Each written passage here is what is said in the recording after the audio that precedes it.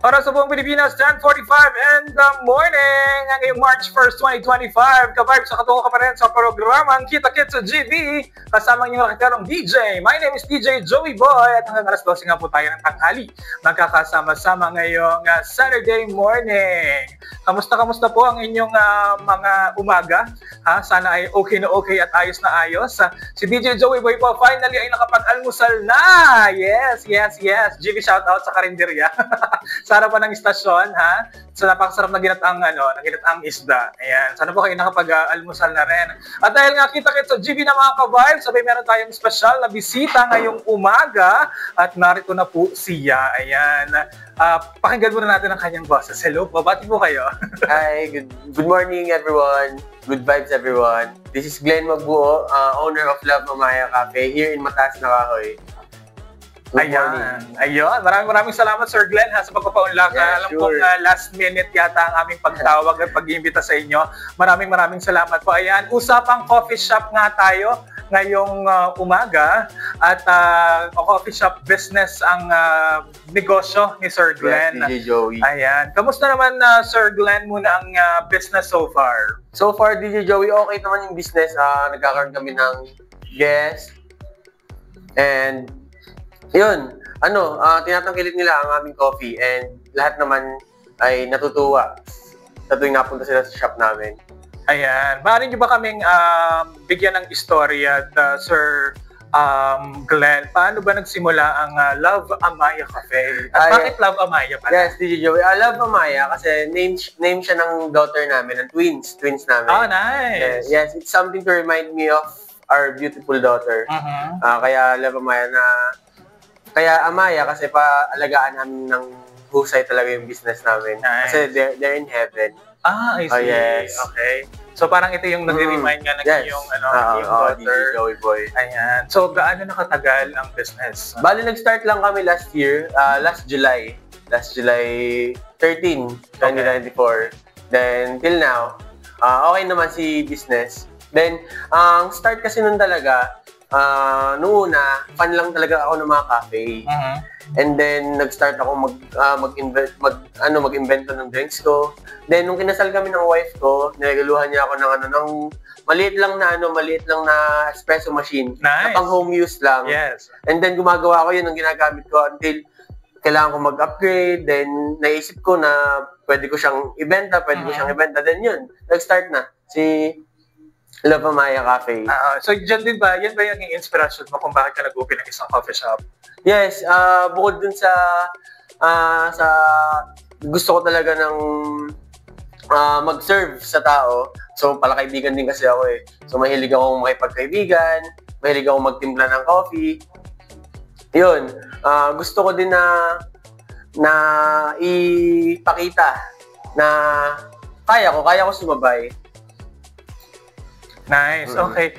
So since it's a coffee shop, so sa dami-dami ng business at naikwento niyo na kanina na si Mrs. parang siyang nagsimula nagbigay ng idea sa iyo kung bakit coffee shop. Pero anong naging turning point mo, talagang push point mo na sige, coffee shop na ang itatayo nating business? Bakit doon tayo nag-come up sa concept na yun? Kasi yun talagang hilig namin. Hilig namin tumambay, hilig namin magkape. Kasi naniniwala ako na pag mag-business ka, kailangan yung gusto mo talaga. Correct. Kasi pag nag-business ka nang hindi mo gusto, hindi mo feel, 'di ba? Parang hindi siya magiging okay. Parang hindi mo siya matututukan. Ito talaga yung gusto ko. Ito talaga yung gusto ko. Gusto ko magtinda ng kape. Mahilig ako sa coffee. Mahilig kami tumambay ng asawa ko. Mahilig kami makipag-usap sa tao. So, kaya namin i-focus. Kaya namin siyang tutukan. Maganda.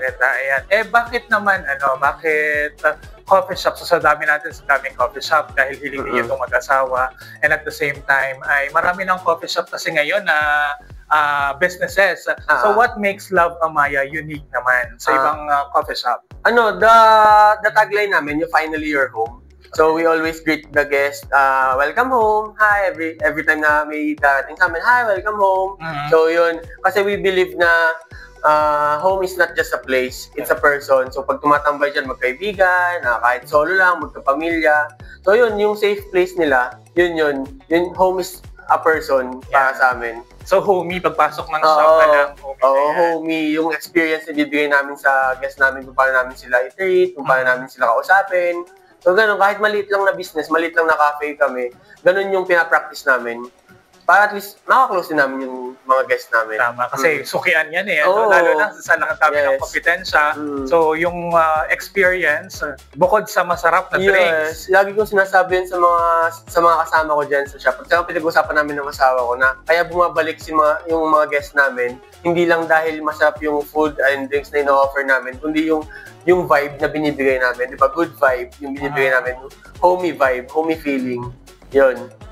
Nice. Alright. Meron ba kayong mga trademark? Kasi alam naman natin kapag coffee shop, parang pag sinabi natin, ay coffee shop, halos pare-parehas na lang. Nandiyan lang milk tea, frappuccino, ganyan, strong coffee. So ano yung trademark ng coffee nyo? Yung saan kayo makikilala? Meron ba kayong house special? May mga ganyan? Ang ginagamit kasi namin is premium quality beans talaga. So hindi basta-basta yung ingredients na mga ginagamit namin, especially beans, kasi masayalan ako dyan sa beans. Bago ko siya sinimulan itong cafe namin, nag-aaral ako, nag-try ako ng iba't ibang klaseng beans. So yun yung isa sa may pagmamalaki ko na hindi basta-basta yung beans na ginagamit namin. So kasi dun mo makukuha yung lasa ng kape, kung bagay ba siya sa gatas, kung bagay ba siya sa as Americano lang. Yes. So yun, pinag-aralan ko yun. And hindi ako naglalagay ng nasa menu na hindi ko natry. Kasi tulad nga ng sinabi ko sa inyo, DJ Joey Boy, na ako talaga mahilig.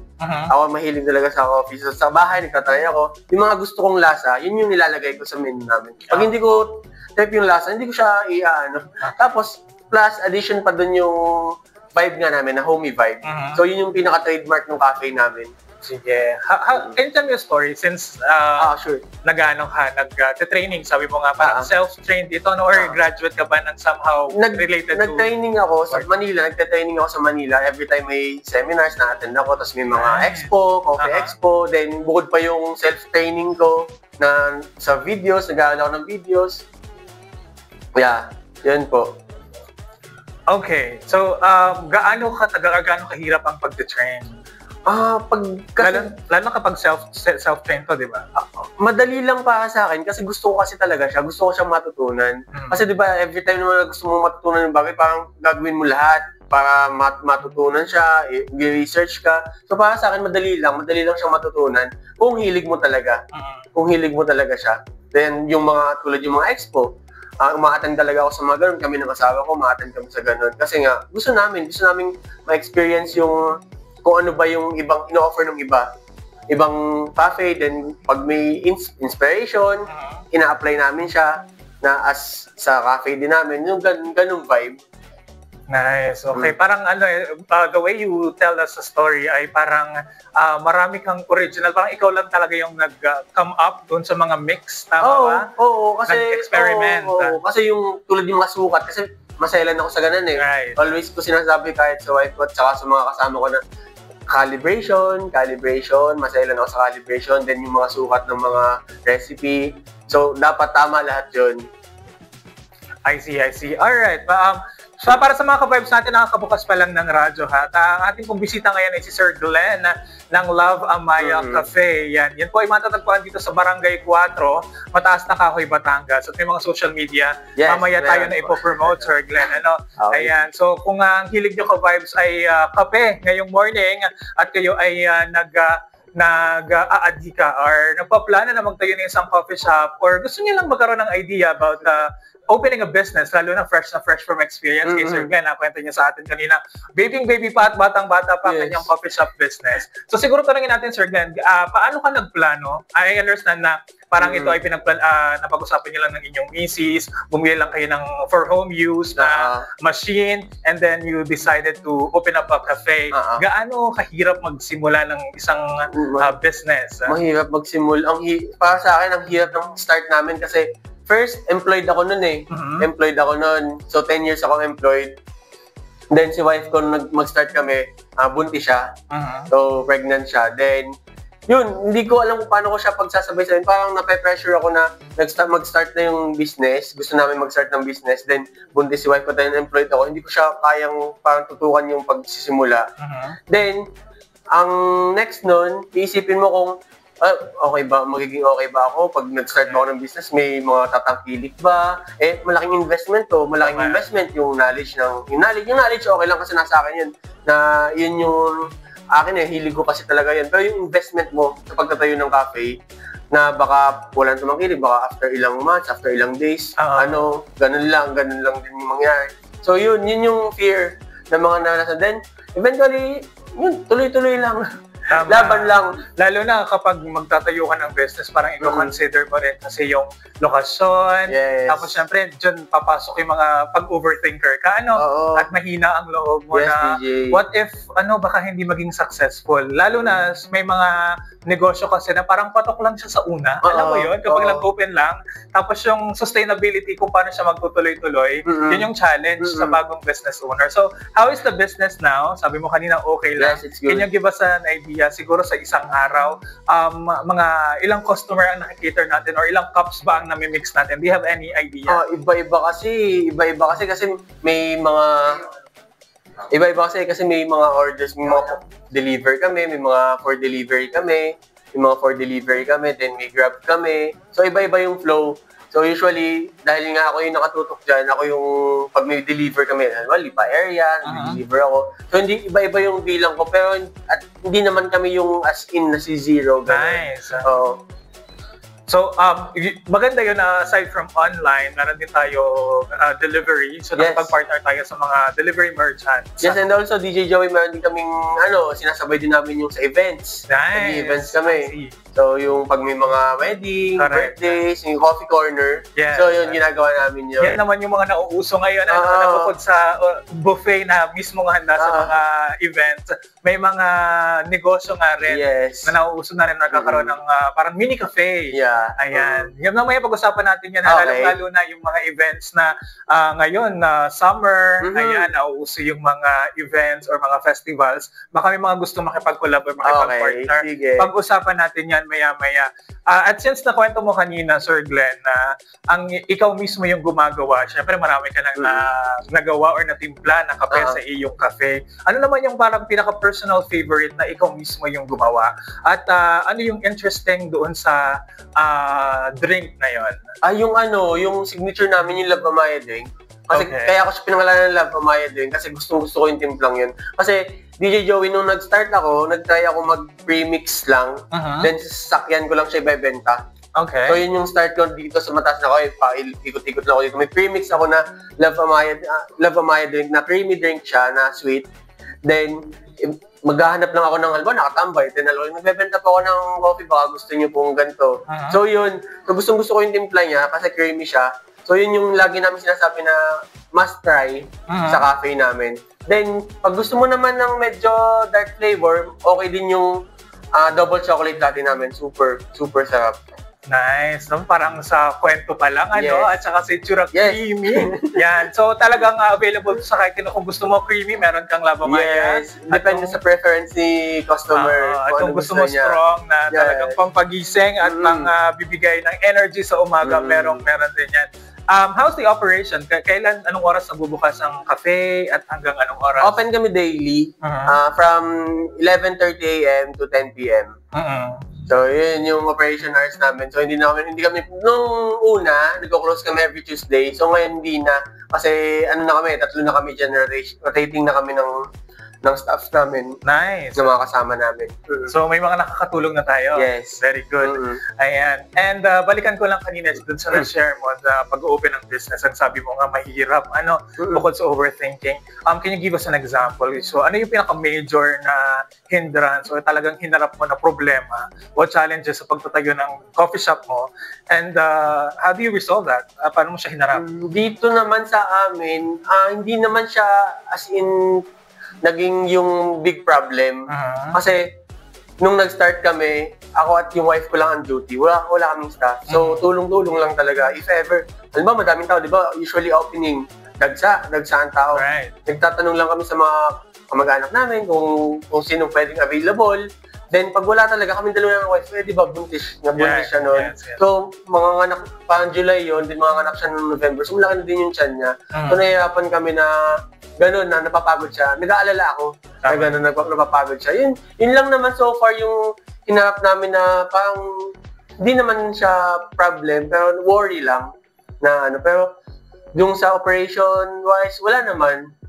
Kaya, na-handle naman siya na ngayon. Yun yung kagandahan kapag may planning talaga bago magsimula ng business. And yun, isa pa, yung manpower. Kasi nung kami dalawa, nung mga anak ng wife ko, so ako lang yung na-duty. So kailangan namin ng katulong, ng kasamahan.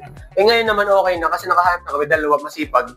Nice. Dalawa masisipag na lady. At least, may nakakatulong na tayo at kahit pa paano. Kasi, iba kapag babae daw, sabi nila ito na-share ko lang din, sabi nila, kapag babae daw yung server, ay iba yung touch ng menu or ng service. At saka sa linis ng counters kasi pag barista ka kasi hindi lang magtitimpla ka lang ng coffee, yung syempre all around ka. Correct. All around ka. So pag babae kasi pulido siya, masyadong pulido yung mga gilid-gilid. Tama. OC. OC. Ayan. And then, pag malambing yung boses, pag nakikipag-usap. Tama. So, yung pinapractice ko din yun sa kanila lagi na dapat malambing yung boses natin. Pag nakikipag-usap, yun. Ayan. Ay, maganda ka, nakaka-excite. Ayan. At pagdating naman doon sa, dahil sabi mo nga, yung ating mga customers ay bumabalik-balik na kahit pa paano. Siyempre, na ini-introduce din natin siya sa mga bagong customer. How's the approach? Paano nyo ina-approach yung inyong mga customer? At siyempre, paano natin masisiguro na sila ay consistent na babalik sa atin at titikman pa rin at tatangkilikin ng Love Amaya? Joey Boy. So, ganda yan. Sinisimulan namin yan sa pagbati sa kanila ng, hi, welcome home. For example, may dumating na guys, pagbukas pa lang ng pinto, hi, welcome home. Tapos paglapit niya, how are you? How's your day? What are you having? So, nakikipag-communicate talaga kami sa kanila. So, dun mag-start yung business Dun sa pagbati mo kung paano mo sila i-approach. And then, pag alam namin na medyo torn si client kung anong order niya, tanong namin siya, gusto niyo po ba ng coffee or magna-non-coffee po ba? Ano po bang gusto niyo sa coffee? Strong po ba? Or smooth? Or creamy? So, yun parang nakikipag-communicate ka. Nakikipag-communicate ka sa lang. Kinukuha mo yung loob nila. Right. So, parang nakikipagkaibigan ka. So, by then, close na kayo. Magiging kaibigan mo siya. Then, every time na babalik siya, kilala mo na yun. Tapos, one thing pa, pinapatandaan ko yung name. Nice. So, I make sure lagi kong naaalala yung name nila. Para sunod na balik nila, Hi, DJ Joey, welcome home. How are you? So, di ba pag ikaw customer ka, narinig mo yung name mo, kilala ka na, di ba parang nakakatuwa? Parang huminga siya talaga feeling. At syempre, maganda yung binibigyan mo ng options yung customer. Parang it feels to me as a customer na, marami palang options talaga dito. At hindi lang limited doon sa kung ano yung nakalagay sa menu board. Kasi usually mga customer, pag coffee, sige Spanish latte. Yun na yun. Wala na. Macchiato. Alam na. So, hindi nila alam pa yung ibang drink. So, i-explain ko sa ito pong double chocolate na latte namin. Kung gusto niyo medyo dark yung flavor, ito po, bagay ito sa inyo. Yun. So, nagkaka-idea sila na yun ang order nila. Correct. Then after, so how's your drink? Kamusta po yung drink nyo? Okay po ba yung drink nyo? Kamusta po ang lasa? Nice. Ayun, tinatanong namin sila din.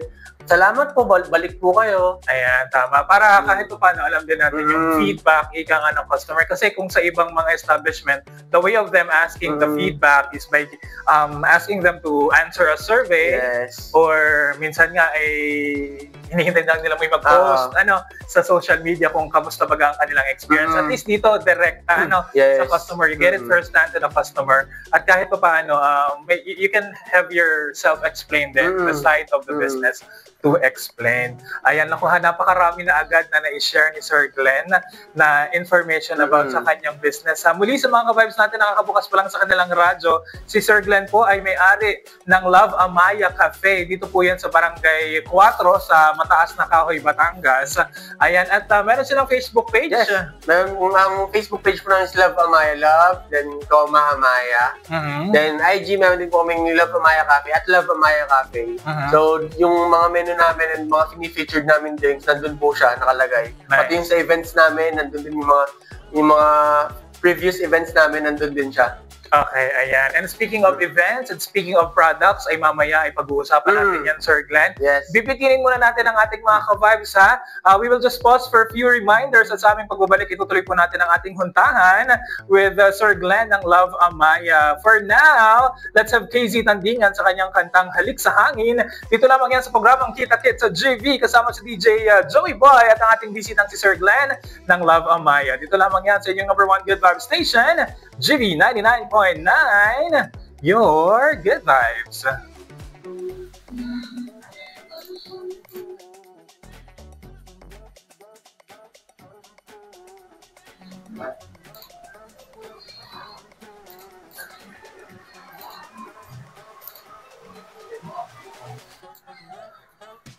Para sa buong Pilipinas, 11:37 in the morning. Kawabis na katutuko pa rin sa programang Kita Kit sa GV. Kasama inyong rakiterong DJ. My name is DJ Joey Boy. Kasama pa rin ang owner ng Love Amaya Cafe, Sir Glenn. Tumusta na, Sir Glenn? Good morning.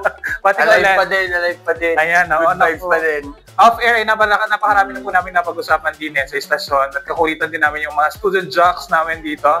Ayan, nadagdagan pa ng isa. SJ Rambo. Tonton, sa SJ Tonton. Ayan, ipagpasensya ng mga ka-vibes sa talaga namang ngayon po namin ang ilan sa aming mga student jocks dahil nga po ang inyong DJ Joey Boy ay napaka-busy. Batiin muna natin yung mga ka-vibes natin na nakikinig sa kanilang mga tahanan this morning. 11:30 na po, ha? Ano gawa ang inyong mga lunch? Ang ating mga ka-vibes for sure ay naghahanda na ng kanilang mga lunch. Ano kaya ang mga menu nila this afternoon o mamayang afternoon? Ayan, ay pag lumabas ka sa istasyon, maririnig mo yung mga tilamusik na ng mga piniprito, Ayan, ano bang lunch mo ngayon, Sir Glenn? Wala pa. Wala pa. Bibili pa. Bibili pa ba? Bibili pa ako ng lunch. Ayan, ako, pag dito mga busy, mga businessman, wala nang oras magluto. Iba-iba ng oras ng kain. Oo, yan. Siyempre, unahin natin yung mga customer. Ayan. Tama. Mga ka-vibes, si Sir Glenn nga po, isang cafe owner at ang pangalan po ng kanyang business ay Love Amaya Cafe na matatagpuan dito sa Barangay 4, Mataas na Kahoy, Batangas. Ayan. Kung kayo ay interesadong malaman ang kanilang mga produkto, ayan, pwede niyo pong bisitahin ang kanilang mga official Facebook and Instagram page. Yes, visit nyo kami sa Facebook page namin, Love, Amaya, Love, Amaya, then IG, at Love Amaya Cafe. Ayan. At bilang napapag-usapan na ng social media, ay makikita dyan ang ilan sa inyong mga produkto. Yung mga fini-feature namin products, then yung mga previous events namin, nandun siya. Sa page namin. Can you give us an idea, Sir Glenn? Ano ba yung mga produkto, mga pagkain na pwedeng ma-order ng mga ka-vibes natin dyan? Nag-offer kami sa cafe namin ng drinks, especially coffee drinks. Then may non-coffee drinks din kami. Coffee, ice or over ice or hot coffee. Pwede yun. Then may non-coffee din kami, refreshments. So yung refreshments namin, mga flavored soda, flavored Yakult. For students, ganun yung target ng refreshments namin. Okay. Then nag-offer kami ng matcha. So yung matcha namin is pure matcha yung ginagamit namin. So masarap siya. So lasang damo talaga. Parang mag-aalakambing ka. Mag-aalakambing ka baga. Parang bagay na bagay yan sa mga, sa mga vegetarian. Matcha lover dyan. Masarap po yung mag-matcha. Si DJ Joey Boy pa isa sa matcha lover. For sure, ayan ang mga order mamaya ni DJ Joey Boy, ha? Ayan.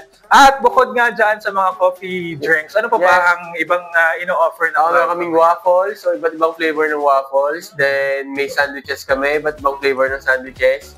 Then, may baked goods din kami. So, may pastries kami. So, every weekend, nagbibigay kami ng panaw chocolate. Then, croissant, truffles, muffins, chocolate crinkles, and many more. Rebel bars. And yun. Freshly baked lahat yun. Homemade. At timplang Sir Glenn yes, pa ito. Yan. Ano mga malakasan dyan? Mga timplang Sir Glenn? Hindi sinaserve pag hindi namin gusto. Tama. At syempre, masarap naman talagang kapartner ng kape ang mga pastries at mga tinatinapay. May mga cakes din ba? Yes. Every weekend, tuwing weekend may cakes kami, may mini cakes kami, cheesecake.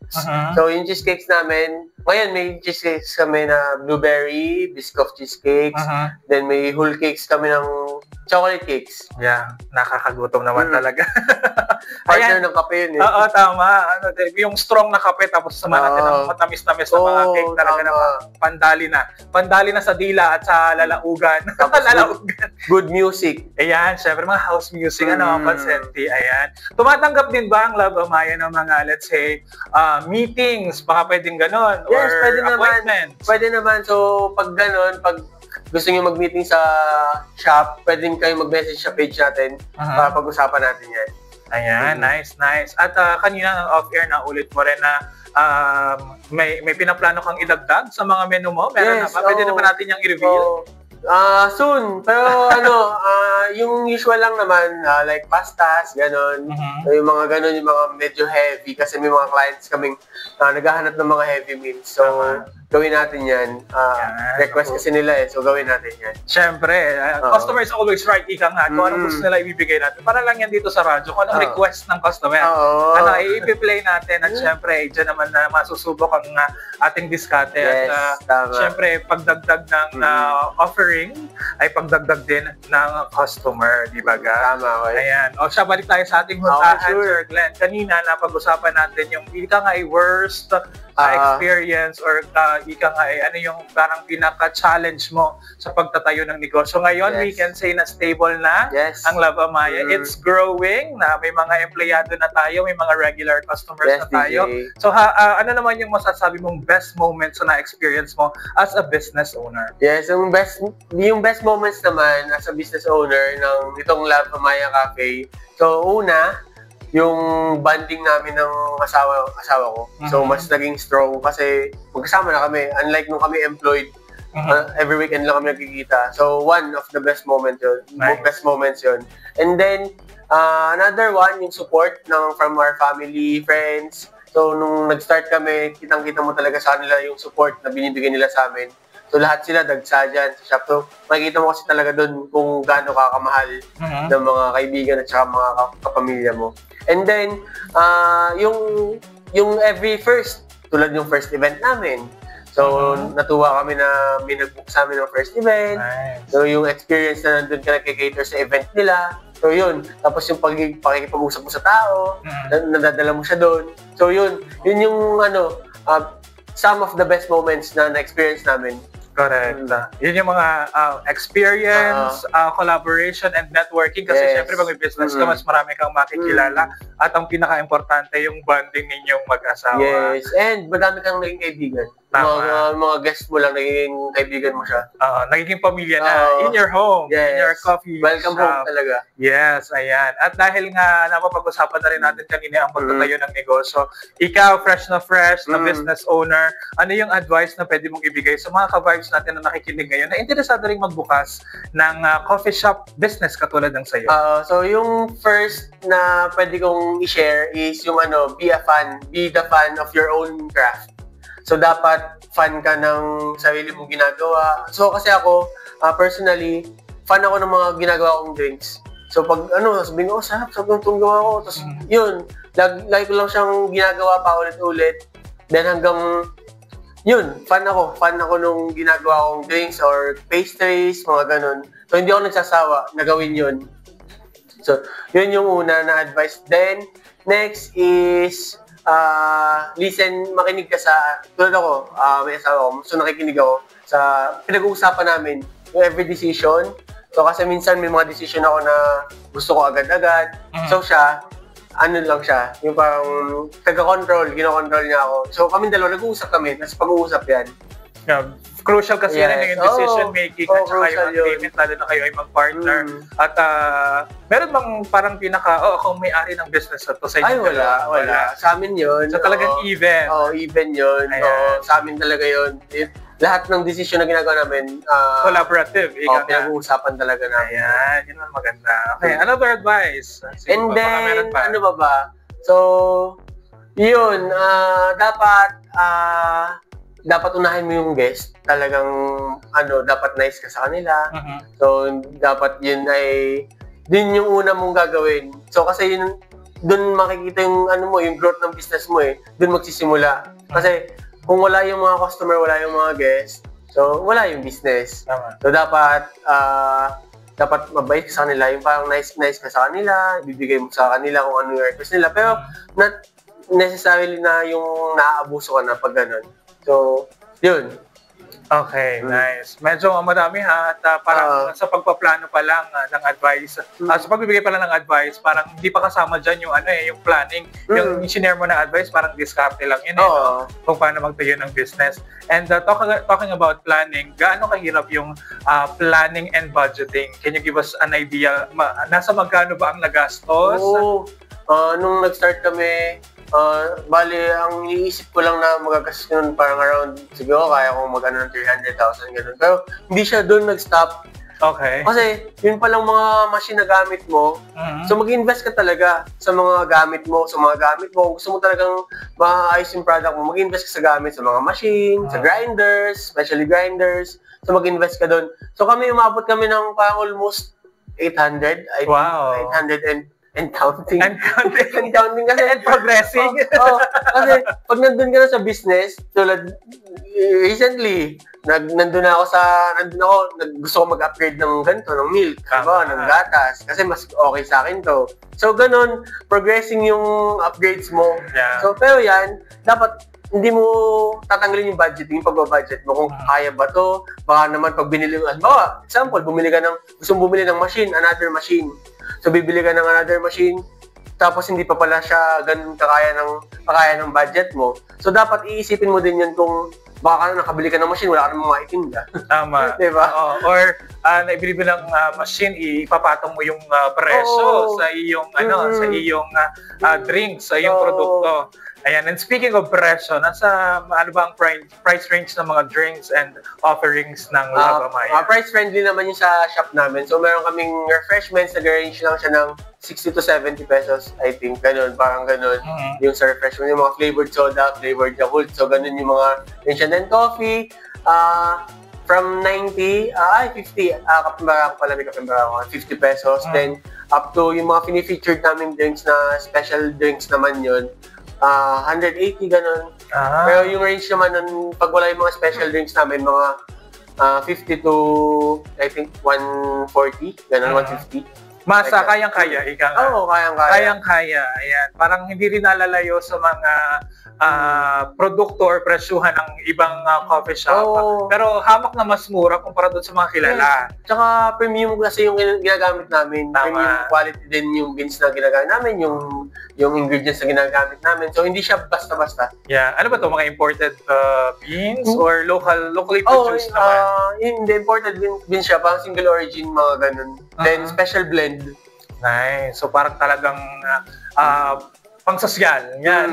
Special blend. Talagang pang-sosyal ang mga ingredients pero ang presyo ay hindi pang-sosyal. Ayan. Now, talking about collaboration at sana ulit mo nga kanina na open kayo sa events. Yes. So, paano ba yung style nun? Pag sa events kasi, so, for example, si client, tatanong siya if available kami ng ganitong date for example, for her wedding.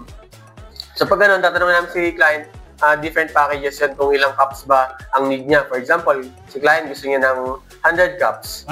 So 100 cups or kung 100 cups ba, coffee or non-coffee or coffee and coffee. So ganun yung tanungan namin. So pag pinili ni client is coffee only, so yung coffee drinks lang, ice or hot na coffee drinks ang i-offer namin sa kanya. So 3 flavors for 100 cups. Okay. So ganun. Parang I think nag-range yun ng 17,000, 100 cups, 17,000. May mga minimum packages ba kayo or 80. Minimum 80 packages kami sa rates namin yan, sa events. 80 packages, 80 cups. Alright. What na-experience na ba siguro sa events or baka hindi pa na lumalampas sa number of cups? Always. Paano siya? Always. How do you deal with it? Yes. Kasi si client, lagi niyang sinasabi na, okay, 100 cups. Pero pagdating mo doon sa event, ang daming nakapila. Pag madami pa nakapila, ang gagawin namin doon din, halimbawa, nag-cut na yung 100. So, hanapin namin si client or si co-or. So, paano po ito may mga nakapila pa? Stop na po ba kami sa 100 or magbibigay pa po kami?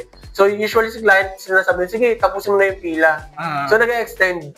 Okay. Nag-exceed pa. For example, 100 cups, magiging 150 cups. So pag ganun, additional pang may price na lang per cup. Okay. Yung Parang additional, siguro yung mga regular pricing na lang, no? Sa cafe. Ayan. So, mahalaga pala na dapat talaga meron ka rin extra na dala. Ano? Oo, lagi-lagi ako may extra na dala. For example, 100 cups na na ang package ni client, nadala ko siguro ako mga good for 200, ganun. 200 cups, ganun. Nice. So, talagang exciting ang business. Masaya yun. Masaya pag sa nag-i-event. Yes. Isang dagsa. Magagawa, wedding, isang bugso yun. Darating sa mga bisita, isang bugso. Ganun. Tsaka full force yung full force. Bilisan talaga. Kapag ganyan, bukas pa rin ba ang cafe? Or... Last year, hindi. Every time may event kami, nagko-close kami. Ngayon, medyo, iba-iba na. So, pag mag-event kami, open na din yung shop namin. Nice. Kaya na namin pagsabayin siya ngayon. Good. So, yun yung isang upgrade na nangyari sa amin. Plus, nagkaka-on the go na kami. On the go naman, tuwing umaga siya. Okay. On the go means delivery? No, parang drive-thru style. Diyan sa labas. Yung cart ng event ang ginagamit namin. So, pwede kang stopover lang, busina ka dyan, or yung mga target market namin, mga nagja-jogging, mga pumapasok sa office. Na hindi natatambay sa cafe. Kasi 6 a.m. to 9 a.m. yun, yung on the go namin. Every weekend yun. Then, resume ang shop ng 11:30. Okay, so parang mga ganitong oras, kakabukas lang yung shop. Kakabukas lang. Ay, siya sa mga ka-vibes natin nakikinig ngayon, ha? Baka kayo ay napapaibig magkape maya-mayang siesta. Ayan, baka nyo itry ang Love Amaya Cafe na available nga dito sa Mataas na Kahoy, Batangas. Available din online sa Facebook at sa Instagram at meron ding delivery. Ayan, delivery. Grab na, delivery. Ano ba ang Lipa area ba? Yes, Lipa area, San Jose area, ganun. San Jose, Batangas, Mataas na Kahoy. Then, yun sa Grab sa Grab app. Grab food, pwede kami. Alright, very, very nice. Siguro last question for today, Sir Glenn, bago tayo magtapos sa ating programa. As a business owner, ano yung motto mo as a business owner? Kasi nung nag-start kami ng business, pinag-usapan namin laging ng asawa ko, ang aming motto is yung pag maikli yung kumot, matuto kang mamaluktot. Okay. So, ibig sabihin nun, kung ano lang yung kaya ng budget mo, yun ang pagkasyahin mo. Kung ano lang yung kaya mo, yun lang yung pagkasyahin mo. Kasi once na nag-exceed ka, hindi mo alam kung anong magiging resulta nun. Baka ma-short ka or ano. So, yung ganun. Then, isa pang motto ko, as yung sa sarili ko naman, yung walang kumukulong tubig sa patay-sinting kalan. Uy, ano yun? So, ibig sabihin nun, consistency. Di ba pag nagpapakulo ka ng tubig, so, pag patay-sindi yung kalan mo, yung apoy nun, hindi naman siya kukulo eh. So, dapat, lagi lang siyang buhay. Okay. So, ibig sabihin nun, consistent ka dapat sa bagay na ginagawa mo. So, for example, dito sa cafe ko, sa una lang ako magaling. After 2 months, hindi ko na siya tutukan. Sa una lang ako nakatutok. So, di ba parang up-down yung progress ng shop mo. Yeah. So, kaya ako, pinipilit ko na since day 1 nakatutok ako. Hanggang ngayon, nakatutok ako nagbabarista, ako lahat. So yun yung ginagawa ko. Yun yung isa kong motto sa buhay. Nice. Walang kumukulong tubig sa patay-sinting kalan. Ngayon ko lang narinig yan. At yun ang natutunan natin. Yun ang take away natin sa ating episode ngayong umaga. Maraming salamat, Sir Glenn, sa pagbisita sa amin. Thank you so much. Kita Kids sa GV. At bago tayo magtapos, baka meron tayo. Imbitahin mo ang ating mga ka-vibes at baka may mga pa-GV shoutout ka pa na gusto mong batiin. Thank you, DJ Joey. So, lahat po ng ating mga ka-vibes, ini-invite ko kayo. If ever na may free time kayo, visit niyo yung aming shop dito sa Mataas na Kahoy. Love Amaya Cafe po. Feel at home kayo dito. And if ever may inquiries kayo, pwede nyo kami visit sa page namin sa Facebook. Love, Amaya, or sa IG po, at Love Amaya Cafe. So, doon nyo kami makakontakt. Pwede po doon. May contact number ba? Yes. Contact number po is 0954-259-2814. So, yun po yung contact number namin sa shop. Pwede nyo kami message dyan. Ayan. At kung nabitin kayo sa huntahan namin ni Sir Glenn at baka may mga katanungan kayo na hindi namin naitanong ngayong episode na ito, ay pwede po kayo magmensahe sa kanilang official Facebook page. At syempre baka gusto nyo magpa-book ng cafe, both sa inyong mga events. Nagbigay na ng idea si Sir Glenn around 15,000 daw. Tsaka pwede naman natin pag-usapan. Ayan. Negotiable pa.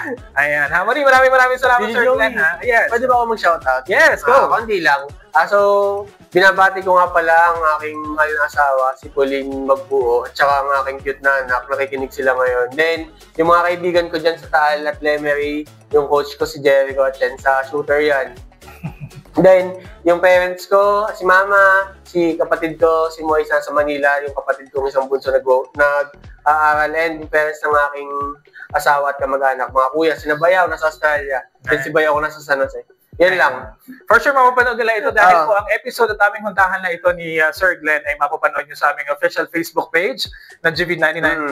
May mga highlights tayong ipopost dyan maya-maya lamang. Muli maraming salamat, Sir Glenn, ha? At thank you, DJ Joy Boy. Thank you so much. Sa iyong pagbabalik ay may branch 2 at branch 3 na. Ano? Hoping. Ang manifesting yan. At sana ay bago matapos. Magsisimula pa lang naman ang taon. Ano? Siguro ay bago matapos ang taon. And more events sa ating dalawa. Sure. Ayan, at speaking of events, ayan, si DJ Joey Boy po ay bukas din. Tumatanggap din po ng hosting gig. Ayan, sa inyo DJ Joey Boy, ayan. Kaya kung bukod sa events na gusto niyo maghanap ng coffee shop sa inyong event, baka naghanap din po kayo ng host, ayan, si DJ Joey Boy po ay open na open din. Yeah. DJ Joey Boy. Kompletong yan, ha? Ayan. Muli, maraming salamat, Sir Glenn, at maraming salamat po mga kabarbs. Dito po nagtatapos ang ating episode. Nakita Kids sa GV. Magkasama-sama po ulit tayo every Saturday, 6 to 9 in the morning sa ating programang Huntahan at Balitaan. At Kita Kids sa GV, kasama ang tambalang DJ Noel at DJ Joey Boy. Every Saturday po iyan. Siya mga ka-vibes, iiwan po namin kayo sa aming kanta ng Sponge Cola na pinamagatang, Tagalog na Tagalog. Pinamagatang BT o kaya ko ito, gutom na sa DJ Joey Boy. Dito lamang yan sa inyong #1 Good Vibes Station, GV99.9, your Good Vibes.